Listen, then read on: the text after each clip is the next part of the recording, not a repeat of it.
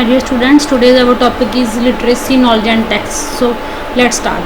Literacy texts are texts that are narrative or tell a story and contain elements of fiction. Some good examples of literacy texts include novels, short stories and poetry. So literacy tax के देखो students अपने को की जाता है जिन्हें भी अपने नॉवल्स ने अपना लिटरेचर है चाहे वो शॉर्ट स्टोरीज हो चाहे लॉन्ग स्टोरीज हो चाहे कोई पोइट्री का कोई पार्ट है इस तो बिना कोई फिक्शन स्टोरी है या कोई डॉक्यूमेंटरी है ये सारा जो अपने पार्ट्स ने कि आते हैं लिटरेसी टैक्स के आते हैं कि लिटरेरी टैक्स होंदा की है। आफ्टर दैट अपने को नैक्सट स्टैप है जी वो है अपने को कि स्टडीज़ टिप्स फॉर लिटरेचर कि जो लिटरेचर में पढ़ोगे या वो वास्ते किहड़े टिप्स अपने को होने चाहिए ने। सो फस्ट है रीड एक्टिवली तुसी की पढ़ना है इस चीज़ में तुसी उस चीज़ में बिल्कुल एक्टिव होकर पढ़ना है। एक्टिव होकर मीनस कि जो तुसी पढ़ रहे हो तो पता होना चाहिए कि तुसी तुहाडे माइंड दे विच की चल रहा है। इट मीनस कि तुहानूं वो बिल्कुल क्लीयर होगा कि तुसी की पढ़ रहे हो जो तुसी पढ़ रहे हो तो तुहाडी जिहड़ी बॉडी है थोड़ी बॉडी लैंगुएज तो भी वो चीज़ शो होनी चाहिए है या फिर तुसी बिल्कुल वो एक एक वर्ड दे अंडरस्टैंड होना चाहिए कि तुसी की पढ़ चुके हो या की पढ़न जा रहे हो तो मीनिंग की सीगा।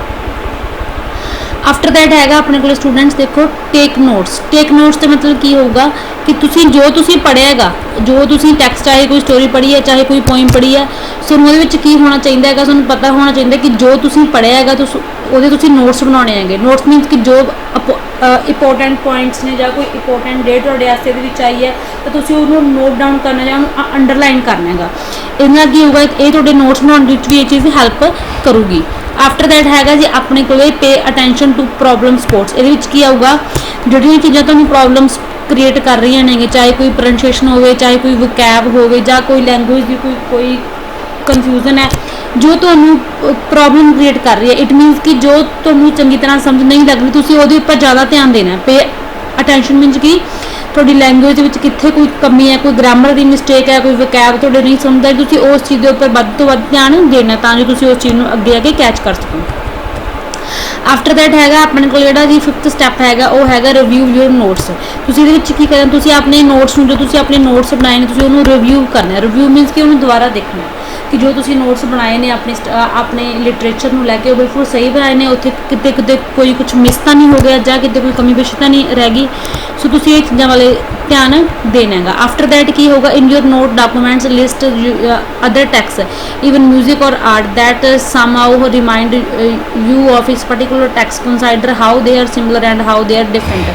तुसीं की करना इन योर नोट्स डॉक्यूमेंट जो तुसीं एक तो तुसीं खुद दे नोट्स बनाए ने उस तो बाद तुसीं जो बुक के विच नोट्स दिते गए तुसीं उन्हां चीज़ों की करना है उन्हां चीज़ों का कंपैरिजन करना है कि तुहाडी बुक के नोट्स ते तुहाडे आपदे नोट्सां विच की फर्क है तो की सिमिलैरिटीज़ ने किहड़ी चीज़ां मिलदियां ने ते कित्थे कित्थे तो तुहाडे तो कोई कमी रह गई।